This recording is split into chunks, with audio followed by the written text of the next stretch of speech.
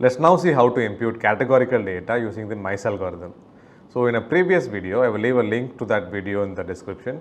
In the previous video, we understood how the mice algorithm works. We saw the step-by-step process, the exact steps of the mice algorithm itself. And we saw how to use it to predict on a numeric column in the data set. Now in this one, we will see how to use the mice algorithm to predict on a categorical data. The process is very straight, again, not much of complication, but we need to take care of one simple step before we can use mice algorithm. Now, if you have not been following along so far, you might want to run this bunch of code where we are importing the iterative imputer. This is the class that implements the mice algorithm in Python's scikit-learn package. Alright, we are also importing the random forest. Before you import the iterative imputer, you need to enable the iterative imputer using this particular command. So you need to call this is present inside scikit-learn.experimental. So this is the libraries. We also need the data set. If you have not been following along, this part also you need to run. Alright, so this is the data set that we are dealing with. Now here the gender column contains some missing values. Let's see how to impute the missing values in this one.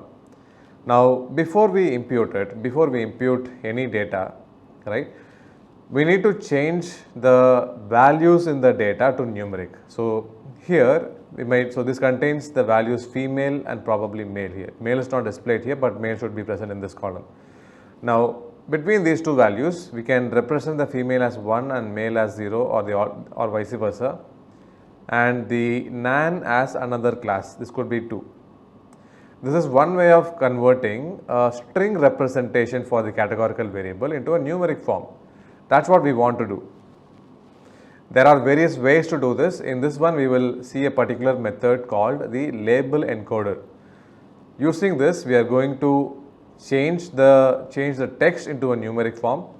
After that, we are going to apply the iterative imputer, which implements the mice algorithm. Now to do this, from scikit-learn we are importing pre-processing. This contains the label encoder. Typically, label encoder is normally used to encode the y variable, the response variable. Alright. Now in this case, since we are going to be imputing missing data, the use case is totally different here. We want to impute the missing data. Ultimately, we will change the missing data, whichever it is, we will change it back to female and male at the end of the day, right? So in this case, we are going to use the label encoder for this purpose. So initialize the label encoder, we are calling it as LE. Then we are setting which column to impute. Gender column is the one we want to impute, and the new encoded column is going to be called gender in the form of number, so gender number. Alright. Now train this le.fit, pass in the column that you want to impute. This does the imputation. Yeah. Then get the transformed classes. So we are creating a dictionary object. In this dictionary object, we have the original classes that is stored under le.classes underscore. This object contains the female and the male string, and the corresponding encoded classes. You can get it using le.transform. So female is 0, male is 1, and all the missing values NANs, they are represented as 2s. Alright. Now this is the data set. We are going to apply this transformation on top of the impute call. Now in the new column, in the new data set, you have the gender number, gender underscore NO. Where there is female, you will have 0. Where there is NANs, you will have 2. Where there is male, you will have 1. This exact same mapping has happened. Now we need to make the missing values, the NANs, they got converted to 2, isn't it? Now we are going to change the 2's back to missing itself. That is the process that we are doing using the map function.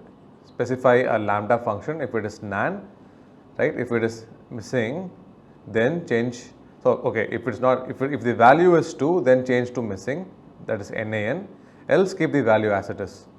Alright, so that is implemented and the result is stored here. So wherever the value was 2, it is now stored as NAN. Alright, all good. You have the value counts, the proportion of females and males is present here. Now we can start the mice imputation. Rest of the process follows exactly as it is.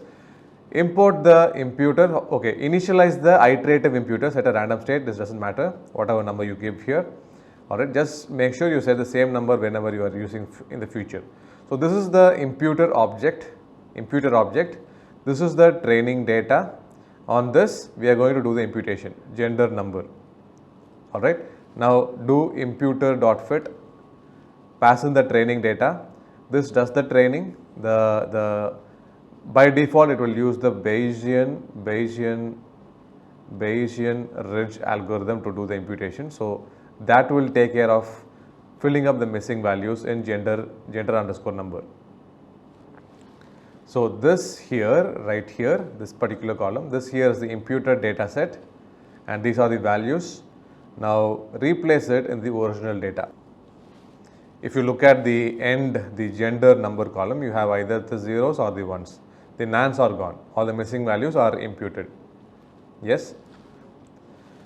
Now we want to convert all the zeros to females, the string female, and all the ones to the string male. That you can do by doing a inverse transform. The label encoder object has an inverse transform. Earlier it converted the transform, the le.transform converted female to 0, right? Now inverse transform will convert the 0 back to female. That is the process that happens. So this is the original string. So the data we have got in the original string form. And finally we replace the gender imputed column with the actual data that we just computed. So by doing this, if you look at the gender column, the data remains as it is, but inside gender imputed, you will have all the missing values replaced over here. Now if you observe, this is a very rough method of doing an imputation. We have not leveraged all the data that is present in this column, in this particular data set. To do the imputation, we just used only the exited column and the balanced data, right? Whether to know whether a given person is a male or a female, this data is not going to be helpful in my practical opinion, right? Maybe if we use all the data that is present here, that might contain some patterns that might be helpful to predict what the gender is present in this column. All right, we don't know that, we can try it out, but whatever we just did, just using two different columns, the exited column and such, that is not going to give us the best possible result. So in practice, in order to impute the gender column, we will simply refer to the surname, or if we have a full name here, that will be even better. We will just look at the name or the salutation of the person, look up a baby names data table, look at a lookup table for baby names and the corresponding genders. For names like Bonnie and names like Onio, I'm not sure what the gender is for this, but Bonnie sounds like a female name. So depending on the name of this person, or if you have a salutation, using that, we can fill up the missing data present in the gender column. Maybe this is not the perfect example of showing how to use mice, but this is a simple enough example of how to implement mice on any categorical data, and that's the whole objective of this particular video. See you in the next one.